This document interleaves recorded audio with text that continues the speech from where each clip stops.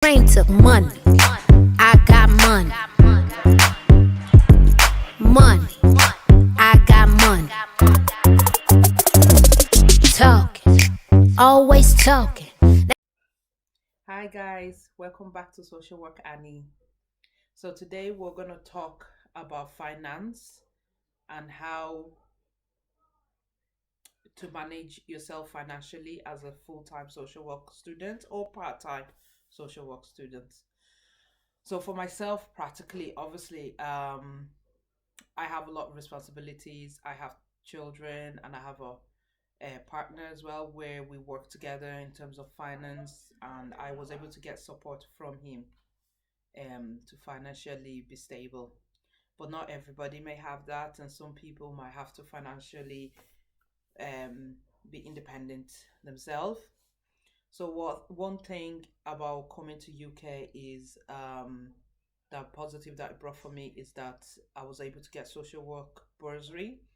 So, social work bursary, for those who don't know, I will put the link down and you can read more about it and how to apply. So for social work bursary, it's a government fund for those who want to study social work to be a practitioner in social work, and it covers your school fees and also gives you some expenses left over to manage your rent, if possible. So depending on where you live or the location, the geographical area that you live and the cost of your university, that it's going to be calculated, mean tested in terms of how much you earn when you work, how much does your partner earn, if you're single and it's only you, how much do you earn, and if you don't work, that's fine as well, and they'll assess how much they need to give you to pay for your school fees. Most of the time, I have to say 100% of the time, the money you get, if you use it wisely, pays for all your school fees, no matter how much it is. And then you always do have a little left over to cover transportation. So social work bursary for that case helps in terms to pay your school fees and to cover transportation. But the one thing about the social work bursary is that to be entitled to it in UK, you have to show 3 years residency. So at least proof of address, one proof of address for each year to show proof of your residency in the country for 3 years. If you don't have that, then you may not be entitled to it, but you could be entitled to like transportation and not be entitled to the bursary, and be entitled to other things. So it's worth looking, even if you're not entitled to the bursary itself, it's worth looking to see what it is you're entitled to by reading the guidelines. Because you could be entitled to like transportation fees or something to help you with accommodation or something, but you just might not be entitled to the bursary itself, where it's like extra funding to pay for your school fees. But for me, I was entitled to it because I had 3 years residency because I did do my degree here. So I stayed on, and that obviously continued my residency. And I was able to prove that I was here. I've been here for 3 years. Hence, I was entitled to the bursary, which paid for all my school fees and also gave me support in terms of paying for my rent. The other thing about social work bursary that's really good is if you're a family that has a child or even a single mom and you have a child in the crash or a child in after school club or breakfast club, they will pay for that for you. So all you have to do is obviously fill out the forms and everything. There's a separate forms for that for childcare costs, and they actually pay for that for you, and that's separate from the bursary. So that's something that you need to look if you're entitled to as well, because you might not be entitled to bursary and you can get that. That was really helpful for me in terms of not having to worry about the kids' breakfast club and after school club being paid, and then not having to worry about where I'm gonna put them after I finish college, after I finish uni and rushing to get them. So they paid for the whole 2 years while I was in uni, and that made me feel better and relaxed in terms of then after school club I don't have to rush after uni.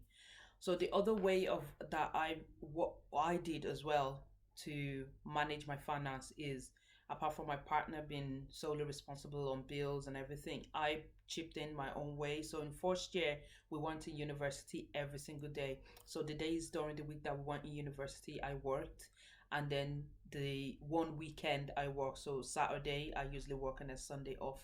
And then second year we were usually in placements and university for the whole week. So I would have worked only on Saturdays.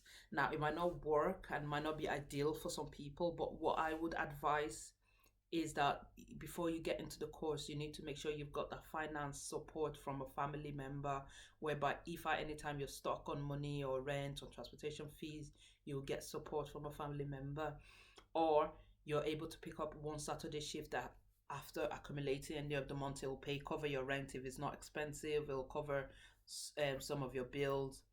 And then the other thing you can do is make sure you work throughout the summer. So I did that. I worked all through the summer. There was no holidays for me.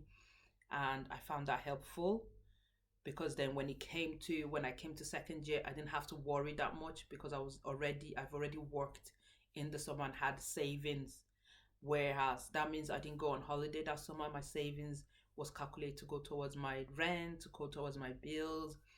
Like I said, I had my partner where we were covering everything together. He covered the most, but some people might not.